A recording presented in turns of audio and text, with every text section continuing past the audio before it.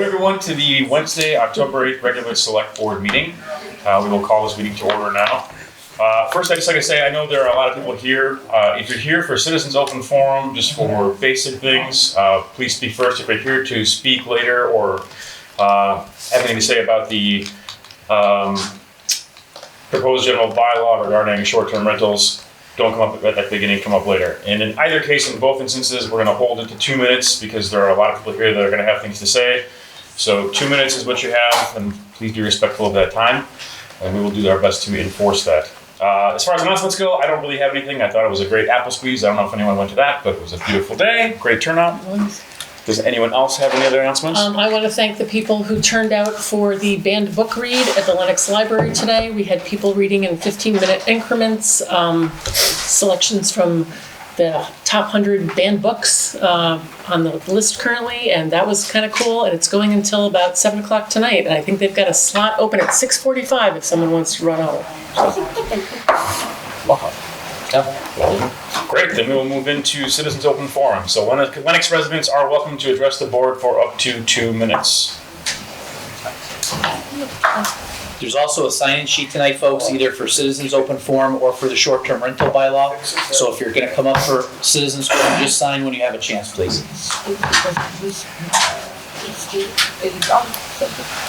Go ahead. Yep. Far away. All right, far away. Kate McNulty Bond, 10 Post Road. And most of the select people know that I run something called the Fix It Fair. Ellen Jacobson and I started it in 2016. This is our 17th, and it's the fall Fix It Fair. We have one in the spring and one in the fall. We fix things for free, which is kind of amazing, but we have a lot of fun doing it. What we fix, well, can be any kind of household items that you can bring in with you. Small appliances, clothing, just regular items that you put aside and think, oh, I'll get back to that or I'll do something with it. We ask you to stay while we're doing our fix, because if we need to confer with you, we'd like to have you in the room. We will offer you cider cookies, coffee, things like that. And it's actually a great community event. So we now have a Lenox and Lee partnership. So Lee has done some advertising as well. Our volunteers come from all over the place. So I can't say that this is specific to Lenox or specific to Lee. You know, somebody in Richmond who's got something that needs fixing, or Pittsfield, or wherever in the county, we're open and welcome. It will be on Saturday, October 18th from 1 to 4 p.m. And bring in your items. If you're not sure that we can fix it, you can call me ahead. I'll put it out on email to our volunteers and get back to you and let you know whether we'll have the right glue or the right tools with us and take. So, thank you very much. October 18th, not this coming Saturday, the one after that. Thank you. Thanks, Katie. Thanks, Katie. Thank you. Stand up. Yes, and identify yourself from the mic. Name and address. This is not about the short-term rentals. It's not short-term. No. Oh. Anyone else for anything outside of short-term rentals? Great, then we'll move into the consent agenda, where we have 3 items. We have an appointment of Francis Volley to the Historical Commission, filling the vacancy of Lucy Kennedy. Put a hold on that. I would like to put a hold on that. And a thank you to Lucy for many years of service. We have a donation acceptance. EMS Director Tyre seeks to accept a donation in appreciation of the Lenox EMS. And we have another donation acceptance. Fire Chief Casucci seeks to accept a donation in appreciation of the Lenox Fire Department. So, Mr. Chair, I move, subject to the hold on item A, that we approve the consent agenda. Second. All in favor? Aye. The hold. Chair, I would like to just table appointment of this new person to the Historical Commission to give the Historical Commission time to meet with the new candidates and get all their people together. So the candidate's been notified as well, so that's in the process. Any motions? No. Then we'll table that. Great, thank you. Excellent. Moving to general business. We need to ratify the appointment of Markel Smith as Chief of the Lenox Police Department.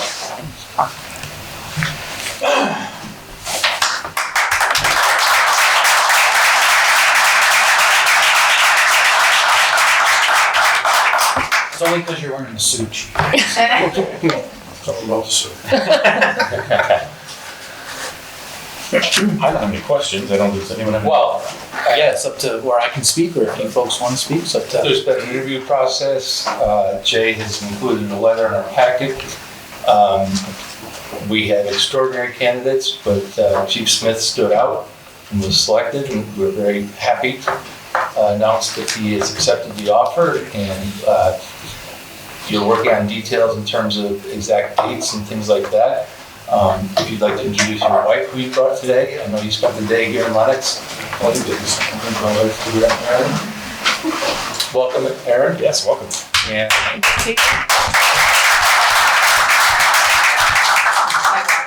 We are, I took a puddle, I guess. I don't want to city thunder, Jay, but we are just about finished with buttoning up our new public safety complex. So it'll be fire, police, EMS, serve as an emergency operations command center if necessary for FEMA or other things. We're real proud of it. We're very proud of both Chris O'Brien and Steve O'Brien for having served the town for over 30 years each, but we're very happy to welcome you to our community. Thank you. It's an honor. Yeah. So, I will say that I've been on many search committees over my 15-year experience here. And it was a real pleasure getting to meet you, getting to know you over the probably 20 hours that we spent together during that period. And I don't think the town could have done a better job and found a better candidate. We welcome you both to the committee. Thank you. Yep. Yeah, we're looking forward to having you join us and, to help us staff up this new public safety complex. And we're sure you're the best man for the job. Oh, thank you. Yeah, I wasn't on the search committee, but I wish I was. But since you've been chosen, I've met you several times, and Aaron, great people. I think they know more people in town than I do right now.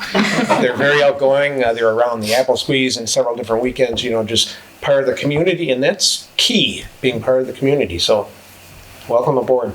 Thank you. It is. I mean, we spent a lot of time up here, and I don't even know the right words to describe it, because that was one of the questions I had on the board, the why Lenox. It was, as I said then, it's like trying to describe a feeling that anybody who lives here feels every day. But throughout this whole process, we were literally up here every weekend for nothing else but just to be up here and just, there were times when we drove out here on a Sunday, we did it last Sunday. We had an appointment with the realtor in the morning, and then construction person was coming, so we squeezed in the middle, come out here just to have lunch, because we like it out here that much. It's just, this is the place. That's great. Well, we're happy to have you Yes, come on. absolutely. Amazing.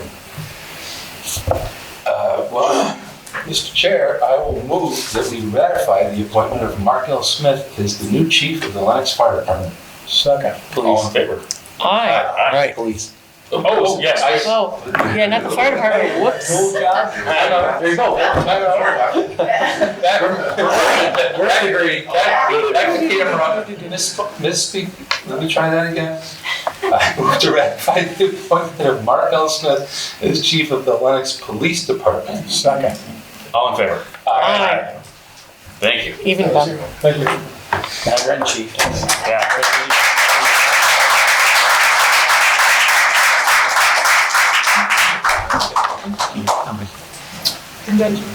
Next, we have an update on the Community Choice Power Supply Program. I know flyers have gone out. I got mine. Yes, Yeah. you received them. Yeah. Does anyone have any questions on that? Can we talk about that? Not really sure. Yes, it's probably the best deal that we're gonna get. Prices went down, rates went down for both National Grid and Eversource. So based on Colonial Power Group, our consultant, they're advising that these monthly savings could be $14 for National Grid customers and about $2 a month for Eversource customers. So we did better this time around. When that contract expires, we're subject to the market conditions at the time. So Colonial tries to do their best. Some years we hit it. This year it was pretty decent. And it floats. So if anybody has questions about it, our town webpage will have the updated information. There's a specific page with Colonial Power Group that has all the information on it. It's a fairly easy program. You're automatically enrolled. You have to affirmatively unenroll if you want, but all the information is available online. So that's the key thing, Jay. Everybody's automatically enrolled. Yes. People get so confused about this every year. If you want to unenroll for some reason, you have to actually go in and do it, but Yes. we're just automatically enrolled. Yes, and that should show up on everyone's utility bill, independent of utility provider. Perfect. Some people like to surf the market, they like to look at the rate that the utilities are paying, the normal rate, and sometimes that does drop below what the aggregation rate is, so some people unenroll for that period of time. But the point of aggregation is that it averages out over a period of time. So some people do that. But if you're not one of those utility rate watchers and just pay the bill and expect the electrons to flow, you're automatically enrolled. This is pretty close to what the postcard that was That's the postcard. sent out to people. Yeah. And to reiterate, and also as I guess a cautionary tale, you are automatically enrolled, but this postcard is from our actually that we've negotiated with and worked with. You will probably also receive many times during the year another person or another company, Clean Choice comes to mind, saying, hey, we want to be your energy supplier. So watch out for the ones that are not the one that the town negotiated with. You don't have to do anything, but if you get other mailings that say, they're a little misleading. Yes. Great. I don't think we need to do anything else with that, do we? Nope, it was just an update. Then let's move on to approving the purchase and sale agreement for the parcels at 41 and 51 Housatonic Street. So just a few notes about this. The purchase and sale was signed by the seller today. The two parcels being purchased are 41 and 51 Housatonic Street. The total purchase price is $1 million. We are proposing to fund this with half of it through free cash and half of it through borrowing. Closing is 30 days from the date of Special. special town meeting, right, yes. The house at 51 Housatonic Street will be free of tenants. There are a couple contingencies. The first is the seller contingency, that they have the ability to accept an offer greater than the town's offer through November 5th. Our contingency on the buyer side is that we have the option to match or beat any above offer through the 7th of November. And a special town meeting must approve the purchase. Title research is being performed. Phase 1 environmental site assessment and hazmat survey are also being undertaken, and typical other purchase and sale contingencies. Anyone want to add to that? Well, It's been a long and winding road. yeah, this is, I think there's confusion around this because it has changed so much. We learned of the opportunity, Jay learned of the opportunity, 6 months ago?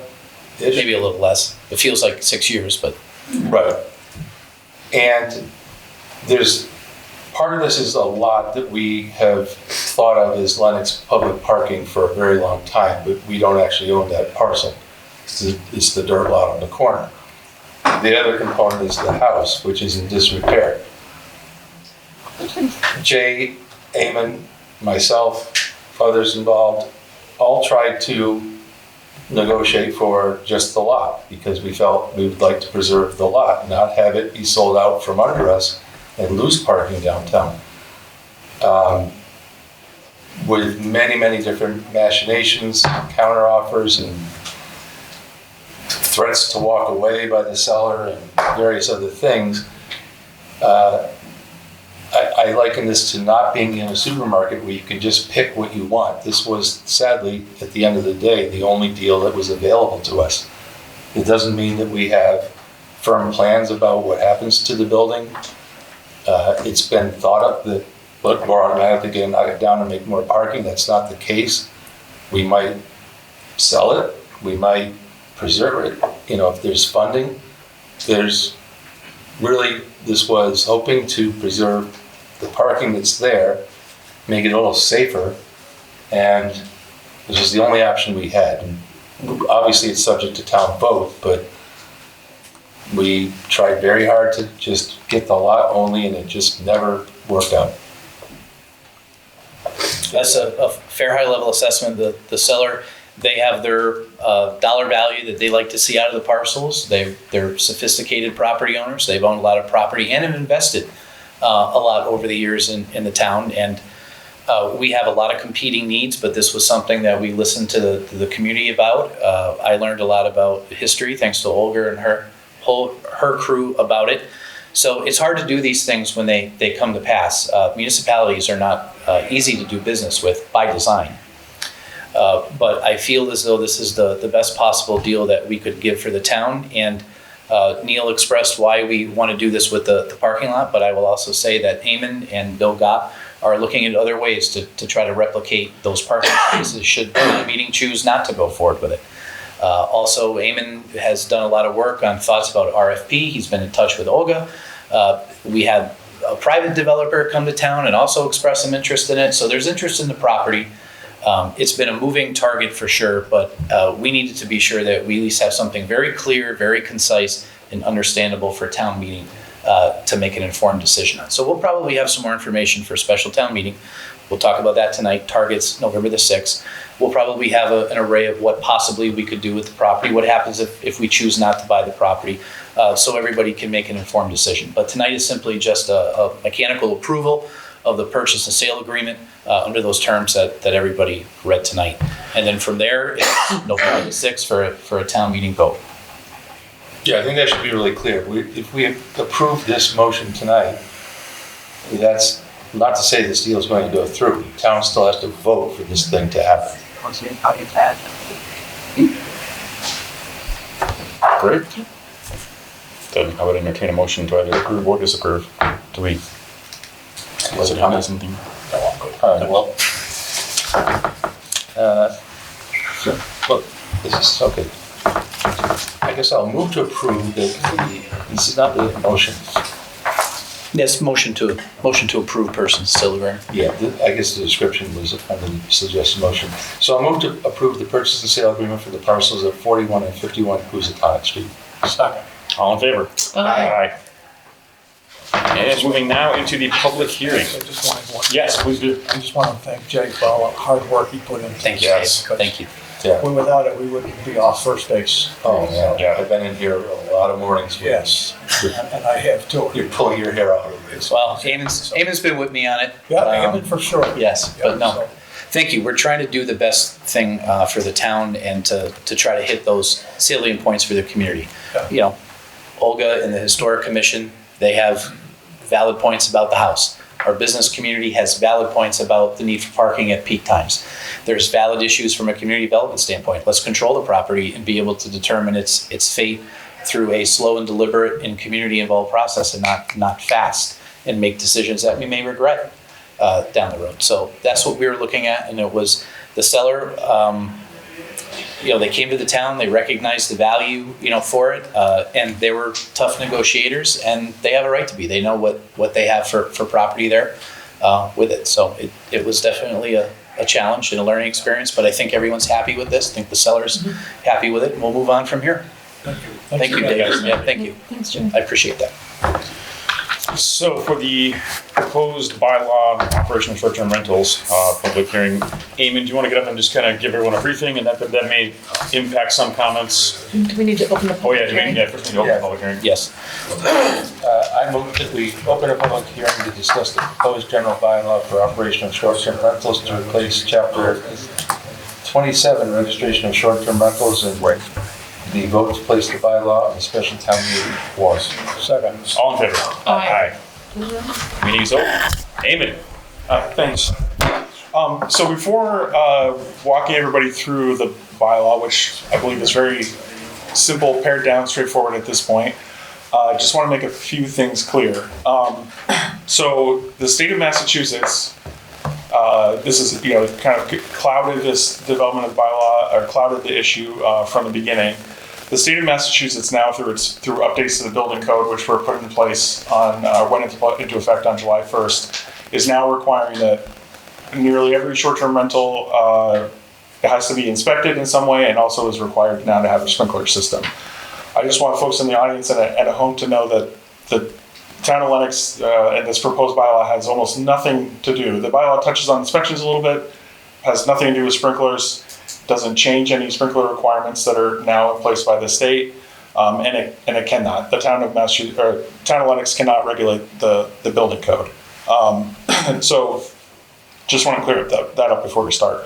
Also, Matt Comer and myself held a public meeting and invited short-term rental owners to review the bylaw back on September 18th. If, there were two requirements in the draft that was presented at that point that included like a quiet hours or a noise requirement for short-term rental guests, and also a provision for monitor fire alarm systems. After we reviewed with town council, both of those elements of the bylaw were removed entirely upon town council's recommendation. So the final draft that's in front of the select board tonight for consideration no longer includes those. Eamon, you also might, I'm sorry to interrupt you, but you might want to touch upon a little bit that we do have a pre-existing bylaw, and this only modifies a small portion of it. Right, there was a pre-existing, there is a current general bylaw that was put in the, I think adopted in 2019. And that bylaw is very simple. All it does is require a one-time registration with the town. And, the owner provides some contact information, they provide a local contact, address, email, that kind of thing. Very, very simple. At the same time, I think because the bylaw is so simplistic, we've only received around 100 or so registrations over that 5-year period. And from what I can tell, a lot of the information that we've collected so far is out of date because there's no need to update it every year. So if ownership changes, we have no idea. If folks stop renting a unit out, we have no idea if they stop. What the bylaw one of the big changes that the bylaw is proposing is a move to an annual registration system, which gives the town access to a lot better information about who's out there renting on a year-to-year basis. The other thing it does is basically just require some I think very simple, very, very straightforward safety requirements for short-term rentals. One basic requirement would be that every short-term rental have a fire extinguisher somewhere in the rental. And then also that the owner would post some very simple contact information about the owner, somewhere in the short-term rental unit, so that the guest or fire or police, if they need to get called out there, could have access to the owner's contact information. It also includes a requirement that there be a notice that includes some reminders about our existing laws and rules around short-term rentals. So, for instance, we already have trash storage requirements as a general bylaw that, trash receptacles or whatever don't sit out on the curb, all week. It would include a reminder about that. It includes a reminder about our existing dog leash laws. And then also our existing zoning bylaw includes a requirement that there be no amplified music at a short-term rental, and that there's that all parking would be off the street. So it just includes some very simple reminders that would be posted in the unit that helps guests know what the town's rules and expectations are, and helps reduce those neighbor-to-neighbor conflicts. Lastly, the bylaw like I said, we can't regulate the inspection process. That's all set through the building code. But what it does is help clarify some of the process around inspections, which are now required by the state. The bylaw requires that there's reasonable access for inspections during normal working hours of staff, and that also allows the town to potentially revoke somebody's ability to rent if they refused a safety inspection. Also allows the town, if there's multiple building code violations found, that the select board could prevent the owner from renting in the future if it came to that point. And I'm happy to answer any questions about the bylaw. I'm happy to provide any more information about short-term rentals in general. I've certainly learned a lot through this process. Some facts I've learned. Based on our state data, there's about 170 short-term rentals across town. If you look at the total number of housing units, it's about 7.5% of all of our housing units in town are a short-term rental, which is about one out of every 13 would be a short-term rental. So there's quite a few of these. I think this bylaw the intent of this bylaw from the beginning has been to try to balance the interests of neighbors and abutters with short-term rental owners and with the town's interests. And I think everybody, respects and acknowledges that short-term rentals are, part of what makes our community vibrant. They're part of the experience for visitors in coming to coming to Lenox and experiencing the town and experiencing the Berkshires, and also contribute to our local economy. The town receives, usually typically several $100,000 a year in tax revenue from short-term rental visitorship, and so it's an important part of our community. Just to give everybody a little snapshot in terms of the dollar figures, the short-term room occupancy receipts, so these are lumped into the lodging, local option lodging tax that we have. This doesn't include property tax from the property owners that actually own them. But in fiscal year 20, we earned $254,000 in change from short-term rental income. Fiscal year 23 was $380,000. And our top year, fiscal 24, was $412,000. And to date, in fiscal 25, that has now dropped to $196,000. And there's probably market trends with that, as well, going back to traditional lodging, et cetera. But nonetheless, there's still, an income number associated with this for the town that makes up our lodging income for it. And that doesn't include what may be on the, for lack of a better term, the black market of short-term rentals, out there. And again, as Eamon said, it's important to know that the town's interest in this is really from a safety concern and a neighborhood concern as well, balancing those needs. I think it's fair to say that we all recognize the income that we get from this. It's a legitimate business for sure, particularly here in the Berkshires. We're not at the point where we see a large percentage of it. We're still a community where people live full-time. And we're proud of that, but there is a competing need for us to find this balance. And Eamon, I don't know if you want to also mention the software that we're onboarding. I know we've talked about it previously, but or Matt, if you want to, if you speak, but we are making efforts to try to make it easy for people to register and allow, so that if there are neighborhood complaints, and there have been a few, at least in my short time, we're able to just have that contact information to reach out and have a conversation with the property owner. Yeah, so over the last few months, we've been working to try to get this Deckard or Rentalscape system up and running in town, and actually came at the recommendation of Matt's department, and because the town of Lee has been using it and is very happy with the program so far. Right, along with going to the annual registration, it would make the process simpler for everybody. They wouldn't have to come into town hall to do anything. You could, and from the comfort of your home, could fill out an online form and be done with the registration process for the year. So it makes everything simpler for folks. I just want to dive in here and say that on September 18th, I attended the public hearing. There were about 40 to 50 people there. And Matt and Ryan from the building inspection department and Eamon were there to lay out what the state building code is, and the fact that this has been put in place as of July 1st of this year. This is what we need to deal with, and the town wants to help everybody who has a short-term rental to comply, so that you can continue to do what you want to do with your property, but that we need to follow certain safety regulations that we have here in town to ensure that anybody who comes here and enjoys one of these short-term rentals is safe, that contact can be made with the owners. And I think that Eamon is doing a great job with that and with this new registration system. Eamon, you touched on noise. So, it's clear from your work and Matt's work and all the work that everyone has done here that we're not going to be the people to enforce monitored alarms or sprinklers or things like that. There have been quite a few people who have reached out to me in general about noise, whether it's short-term rental or other places.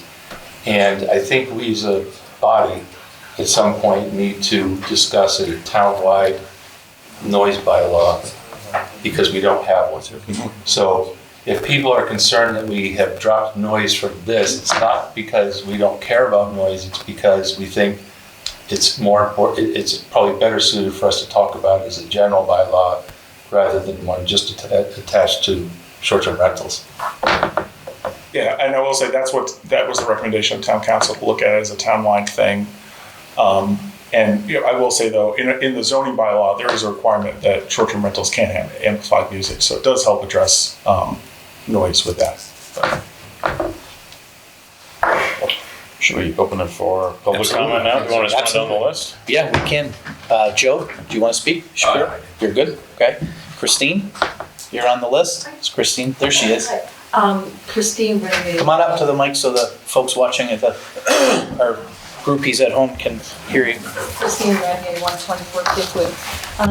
So I currently have New England Security and a monitor in the house if there was any smoke problem, CO2 problem, anything, an alarm goes off, if no one answers the phone at 120, which I rent, the police and the fire department are automatically notified to respond to the house. Would that have any bearing as far as not having to get actual sprinklers? Unfortunately, no. No, okay. That sprinkler requirement it stands on its own. Yeah, the requirement is for sprinklers specifically, not for alarms. Okay, So- just figured that help was on the way. Yeah. Thank you very much. Jim? Yep. Hi, I'm Jim Rook. I live at 22 Sunset. Grew up at a town called 73 Main. Little publicity. I'm talking on democracy since we're all elected selection at the Lenox Library. That will be this coming Wednesday. But seriously, I'm very concerned about the sprinkler, and Mary Beth, you were there at the meeting, and Jim Harwood, the architect, said it could easily cost 20 grand to retrofit our houses. I've talked to several STR people, and they are planning an appeal. So I would appeal that the town might lay off enforcing sprinklers while this thing is under appeals. So I just throw that in. And the second to last thing I'd like to throw in is I did rent my place at 22 Sunset. Went away for 7 weeks about 2-3 summers ago. Had it full. It was in July, first week of August. The housekeepers told me that no one really used the kitchen. So do the math, 22 Sunset, I'm two houses down from Lilac Park. All those people walked into Main Street, they had breakfast at Haven, lunch at Shots, whoever. And I calculate conservatively that they ate 200 restaurant meals, could easily be 250. My wife, I'm very lucky, is an excellent cook. We eat out in Lenox during the summer, maybe twice. Oh, Dave, you and I had lunch at Heritage, but yes, separate. I don't eat out that much. So the Brook family might go out twice during those 7 weeks. The guests, the Airbnb folk, 200 meals in town. So there is an economic impact from people eating in town. That's my take. Thanks. Thank you. Randy? Randy Grimmett, 169 Undermountain Road. I just wanted to try to clarify something that was at the meeting that I was not at, that was reported by Clarence Fanto and the Berkshire Eagle. It said that while, this was quoting you, Eamon, it said that while you couldn't do anything about the state's building code regarding the sprinklers and the inspections, that there may be some ability for the town to work on behalf of what owner occupied and the definition of owner occupied means. Actually, I think that was my. Yeah, I think that's. Oh, okay, so Clarence, better reporting next time. Anyway. I said. I'm looking at it right now. Okay, anyway, so Matt, maybe you can help clarify that. So basically, they haven't really given us a clear-cut definition of what owner-occupied means. So, and how often do you need to be there, right? So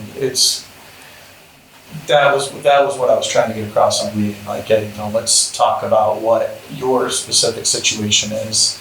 But I will say, as a follow-up to that, the only difference between an owner-occupied and non-owner-occupied is the amount of inspections that has to be done. So it's all for non-owner-occupied 5-year cycle for the owner-occupied. So I would just say if the focus of what we're thinking about and what the town is thinking about is safety, that, we shouldn't change the definition that leads to less safety. Mm-hmm. So that, if things are required, whether it's owner-occupied, non-owner-occupied, all those things, the horror stories of people, dying from carbon monoxide poison or smoke inhalation because they weren't aware and they're in a house that they don't, aren't familiar with. Like those things I think are the most critical thing, because regardless of how many people go eat, meals in Lenox and stuff like that, they're not going to want to come if they feel like we're not safely monitoring like how the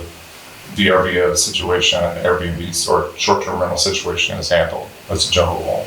And then I just had a question for you, Jay.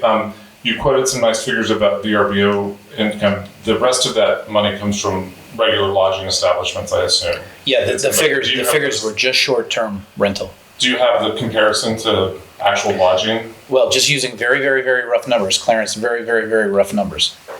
We bring in probably just around maybe $3.9 million, $4 million alone in lodging income. So again, most of that income comes from traditional lodging establishments. Yeah. So I would say that I do think that given the scale of the difference between how much lodging brings in and how much short-term rentals bring in, that it's not currently a level playing field. I mean, my requirements at my business are pretty onerous. I'm happy for them because it means that we're being safe, but I definitely don't want to see it go the other way, because if people want to operate proper ends, they should, be subject to some of the same rules that we're subject to. And if they don't, then they should stay out of the end business. But I don't want to see the town do anything towards increasing the opportunities for people to not have to abide by the same rules, and especially rules that were set by the state. Thank you. Thank you. Matt, while we were discussing the sprinkler, it just dawned on me, we're getting a lot of feedback regarding the sprinkler requirement, but really at the end of the day, it's up to the legislature that passes the building code. Yeah, the building code's written with Massachusetts, and that's the first chapter of the code, which covers all the administrative enforcement, all that kind of, and gives the building inspector the authority to administer and enforce it. All of that is adjudicated by the state, and all the appeal processes that could be generated by this will go to the state. That will not be handled locally. That will go to the building code appeals board. And for any folks that want to maybe provide commentary to the actual folks that pass those rules and regulations, are they better off going to our local state rep and state senator directly, or is there another entity that they can contact to express either their endorsement or opposition to it? I think the best, I think I said this at the meeting as well, I think the best chance is really to contact your local reps. That basically they speak for you. So, and they're the ones that are going to be able to enact any change or adjustment to how this alters count. Thank you. Sure. I think it's Dawn and Chris at 41 Taconic Ave. Hi. Lisa, do you wish to speak? We don't wish to speak, we just wish to be citizens of the town and to hear. Listen, Thank you. Thank you for being here. Yes. And then Kate, you signed in on this one too. I'm passive, I'm just here to listen. Yeah. Great. That's it for those that signed in, but if anyone else wants to speak, they're more than welcome. Okay. Well then, I guess we need a motion to close the public hearing. Unless anyone has to say something. I'm thinking about.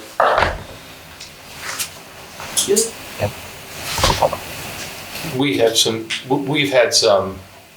I'm sidebarring a little bit with you, Jay, but we've seen firsthand some state building codes that are simply unobtainable.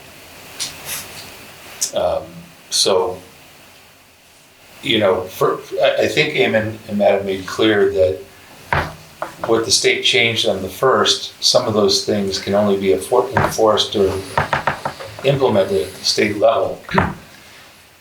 When we, in the process of building the safety complex, we had a building code requirement for basically a blower test for how well the building's sealed that the state had zero answer to in terms of how do you do that on a building that has emergency garage doors to open for fire apparatus. And they said, Made of glass. we don't know, but you gotta try.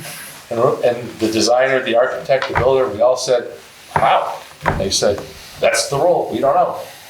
So I only say that, it sounds silly, to illustrate that there's a difference between what we're trying to accomplish locally and what the state may do in their most well-intentioned manner on building code, but sometimes there are things that don't make sense. So I would encourage people, again, to reach out to Representative Davis or, Senator Mark or whoever they want to question these codes, as opposed to targeting any ire at Eamon and Matt, because we're not able to tell the state how to create a building code that works. From the municipal side and the town management side, at least for the last 6 years that I can count, those of us, particularly town managers here in the Berkshires, have attempted to try to get some momentum going to modify the building code, particularly for the percentage and the dollar figures that triggers if you're going to invest money in a building. You come to the Berkshires and you try to invest money in a building. You ratchet up very fast the percentage and the dollar figure that then triggers an entire upgrade to the building of accessibility standards, et cetera. We've tried for years, particularly in the context of housing development, to try to modify that on a geographic basis across the Commonwealth that takes into consideration the economic factors that are within the different regions. We're a unified state, but we also have very different economies depending upon where on the turnpike you get off at. And we have not had much success, with that. It's almost probably one of the, I don't know if I've ever seen the legislation change for the building code based on feedback from municipality, at least in the, just shy of 20 years of municipal management experience. Right. Yeah. Yes, and you guys are the ones out in the field, so that's what kind of, makes that.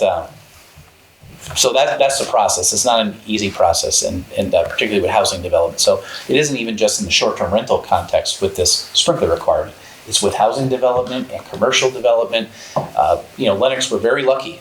We have great values here, and we're in demand. We're the gem of the Berkshires. Other communities I've worked in, where they were trying to get to that point to have similar development like Lenox, it's a struggle in order to bring in developers willing to develop buildings, because it's so expensive to do that. And the returns are not as high as they would be in Metro Boston, because our rents are equal to that demand. It's an interesting economic predicament with this. So I think that Matt did a really great job of saying that the best thing that anyone with a short-term rental can do is to please send a letter to your local representative, to your state senator. I would also encourage you to send one to the Director of Rural Affairs, Ann Goby, ANNEGOBI. There are 181 rural communities in this Commonwealth, and they're all going to be affected by this more severely than those in metropolitan areas. There's more wealth in metropolitan areas, et cetera. So, reach out to Representative Davis, reach out to Senator Mark. All you have to do is write one letter, jump on the, Google all of their things, cut and paste. It'll take you 5 minutes. Ann Goby, Lee Davis, Senator Mark. And if we inundate them with this type of information, there'll be some momentum. Tell your friends in Lee, tell your friends in Stockbridge, tell your friends in West Stockbridge, all over the state, the Cape, the islands, go. But really, that's the only way that things change, public pressures.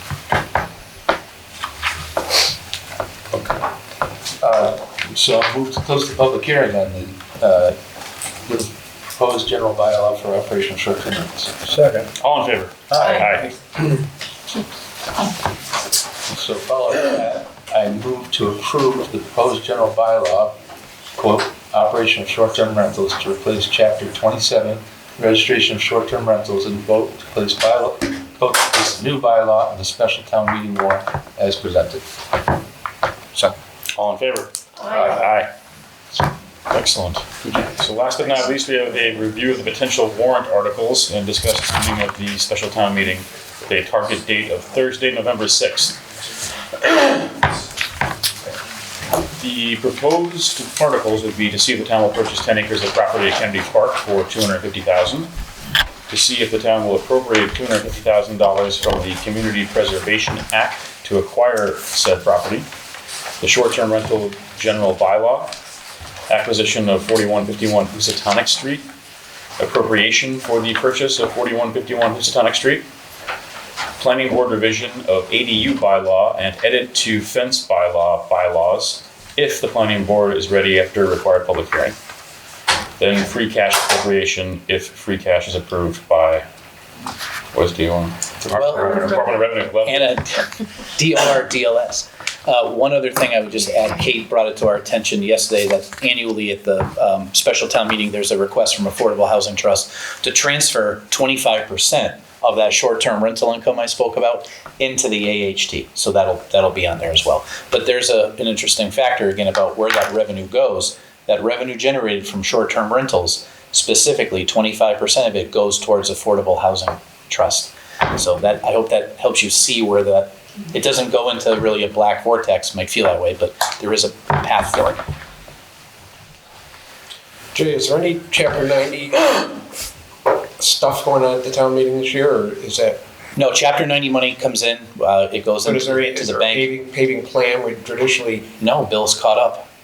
Bill is caught up. that's this year. amazing. Yeah. Yes. Bill. Yeah. Unbelievable. Wow. He's caught up. You just They just should jinxed have something. said that. If we need to pay, we decide to pay, we can appropriate from Chapter 90. We don't need the town meeting approval to do it.